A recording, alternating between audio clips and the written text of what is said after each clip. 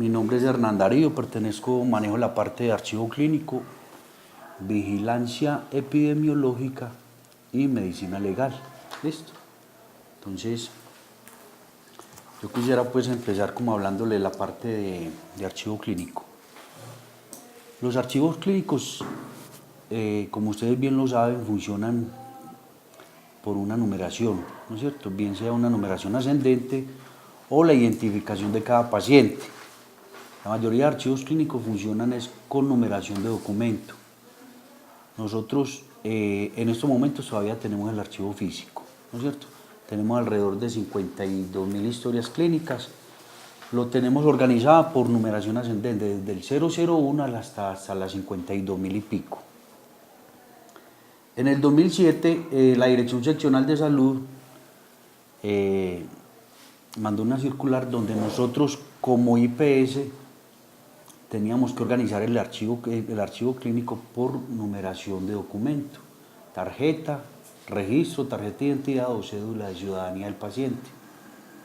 En vista de eso, el hospital adquirió un software que es el CNT. Entonces nos íbamos a dar pues como la pela de coger todas las 52.000 historias y organizarlas por documento. Pero con el software que se compró, automáticamente hicimos un corte en el 2007 y desde el 2007 hacia acá empezamos a identificar los pacientes por el documento de identidad dentro del sistema como tal. Ya no estábamos implementando la historia física, sino automatizada, ¿no es cierto?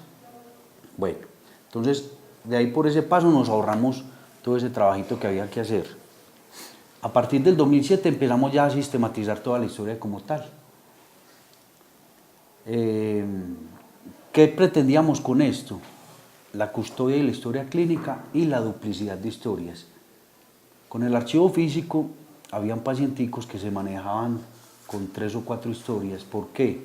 Por decir algo, hoy tenían tarjeta de identidad, ya dentro de 8 días cumplían sus 18, volvía el paciente, en la base de datos aparecía con tarjeta y volvía uno y le asignaba otro número como tal. Ahora en el sistema ya no, automáticamente cuando el paciente cumple sus 18 o pasa de registro civil a tarjeta, el sistema automáticamente le asigna el número, ¿lo cierto? No lo deja. O cuando pasa lo mismo con tarjeta y pasa cédula. Ya no manejamos duplicidad de historias clínicas, ya el paciente no tiene sino una sola identificación. La custodia de la historia clínica como tal también nos ahorramos mucho trabajo en eso. ¿Por qué? Porque los fines de semana o en las horas de la noche, primero se manejaba con un tarjetón de reemplazo. La enfermera subía por la historia, le colocaba el tarjetón y se llevaba la historia física. Ahora ya no. Ahora ya si el paciente, la historia, si el médico como tal hizo una nota y me equivoqué o lo voy a echar corrector o de pronto voy a desechar la hoja, ya no se puede. El sistema, después de que usted ya la adentra y la graba, le queda así. Si le va a hacer corrección, hay que hacerle una nota aclaratoria a la historia como tal, ¿no es cierto? Entonces la custodia como tal se presta muy bien. No todo el personal tiene acceso a la historia clínica. Únicamente la parte asistencial, la gerente y Hernán pues como tal que es el que maneja las historias, ¿no es cierto? Esa es pues como la parte del archivo. No a todo mundo se le facilita la historia clínica. Lógico que hay que facilitársela al dueño de la historia como tal. Pero por decir algo que yo voy a mandar a un amigo a que me reclame mi historia, no se puede. Nosotros de acuerdo a las normas y los requerimientos que manejamos, el paciente que viene a solicitar una historia hay que mandarle un formato y tiene que venir con su documento de identidad original. Tenemos excepciones, ¿cuáles? Las menores de edad o pacientes terminales que no puedan desplazarse hasta acá. ¿Qué se le exige a un paciente terminal? Que no pueda desplazarse, bien sea la esposa o cualquiera de los hijos, saca un poder autenticado por notaría y nos lo traen, de que conste de que el paciente no puede desplazarse hasta el hospital. Y el menor de edad, lógico que la mamá tiene que traer el registro del menor de edad y el documento de la mamá como tal, ¿no es cierto? Bueno, esa es la parte como del archivo. La parte de vigilancia epidemiológica. En el sistema van a encontrar en intranet todas las fichas de todos los casos que se presentan acá dentro de la institución. O la mayoría de casos, pues más o menos de acuerdo a la zona endémica que manejamos. Yo les voy a pasar una hojita de estas para que mire cada uno. Una Sandra, para que usted conozca también con esto.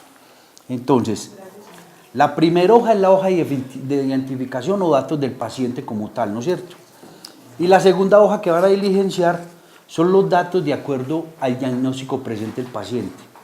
De acuerdo a la morbilidad que nosotros manejamos, lo que más se presenta acá son exposiciones rábicas, intoxicaciones alimentarias, intoxicaciones por órganos fosforados, violencia intrafamiliar, abuso sexual, ¿no es cierto? Ya por decir algo, todas esas otras enfermedades, leishmaniasis, picaduras por culebra, todo el cuento, ya son pacientes que vienen de zonas lejanas del municipio, pero son muy esporádicos los casos que se presentan. ¿Listo? Entonces hay que tener muy en cuenta, cada que llegue un paciente con una notificación obligatoria, hay que llenarle la ficha inmediatamente. ¿Listo? ¿Por qué? Porque eso hay que reportarlo a los promotores de saneamiento y a la Dirección Local de Salud. Y la Dirección Local de Salud, a su respectiva vez, informa a la Dirección Seccional. ¿Listo? Todos los datos tienen que ser muy concretos. O como el paciente les diga, es que el perro vive cerquita de la casa de fulanita de tal, o de la vecina tal, listo. Entonces colocar para poder que el promotor de salud le haga el seguimiento al perrito o al gato, o vaya a hacer la visita de donde se haya presentado por debido a alguna intoxicación alimenticia colectiva, por órganos fosforados o cualquiera de estos casos, listo. Entonces tener muy en cuenta la ficha en que en el momento del paciente llegue se le llena automáticamente y me la suben a mí, listo. Bueno, ese es el caso como de las fichas. La fichita la van a encontrar en urgencias, casi que la mayoría de casos siempre se presentan es por urgencias. Los facturadores de urgencias manejan todas estas fichas ahí impresas, ya mantienen impresas. Caso tal de que cualquiera de las enfermedades por el cual haya llegado el paciente no esté en la ficha, sí toca bajarla del sistema. ¿Listo? En intranet. Bueno, la parte de medicina legal.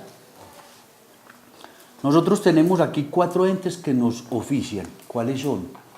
La Fiscalía, Comisaría de Familia, Infancia y Adolescencia, Inspección Municipal. ¿Listo? Entonces, normalmente ellos siempre van a mandar un oficio remisorio con el caso del que el paciente presenta. Por ejemplo, este es un caso de fiscalía, pues casi que siempre. Yo le paso, doctora, esta. Bueno. Entonces, les estaba comentando de que son 4 entes los que nos ofician. Normalmente los reconocimientos, agresiones, violencia intrafamiliar, abuso sexual, siempre tienen que venir con oficio de obligatoriedad, ¿no es cierto? Para poder que el médico le dé trámite, le cargue el oficio al paciente del reconocimiento que le hace y nosotros enviarlos al ente que nos lo está solicitando.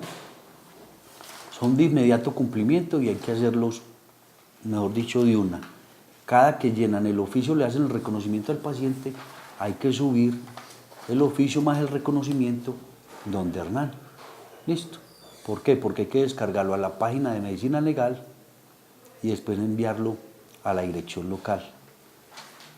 En el sistema van a encontrar la parte de reconocimientos que se está implementando ahora, el CIRDEC y el CINEI. Listo, yo creo que el doctor Jade les va a explicar más o menos la parte por donde se pueden ingresar para que descarguen los datos del reconocimiento como tal o las necropsias que se presenten. ¿Listo? Bueno, ya saben que cada que les llegue el reconocimiento como tal, me suben la hoja del reconocimiento y el oficio remisorio, que ese lo dejan ustedes para poder nosotros hacerle llegar eso al ente que nos lo está solicitando. Yo creo que eso es todo, ya no es más, es poquito. ¿Listo?